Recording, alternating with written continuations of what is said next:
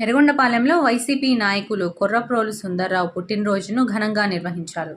YCP MLA అభ్యర్థి తాటిపర్తి చంద్రశేఖర్ ఆధ్వర్యంలో cake cut చేసి సంబరాలు జరుపుకున్నారు. అలాగే పలువురు నాయకులు సుందర్రావుకి కేక్ పెట్టి జన్మదిన శుభాకాంక్షలు తెలిపారు. మంచి మనసున్న వ్యక్తి సుందర్రావు అని తాటిపర్తి చంద్రశేఖర్ అన్నారు. ఇలాంటి పుట్టినరోజు వేడుకలు మరెన్నో జరుపుకోవాలని ఆకాంక్షించారు.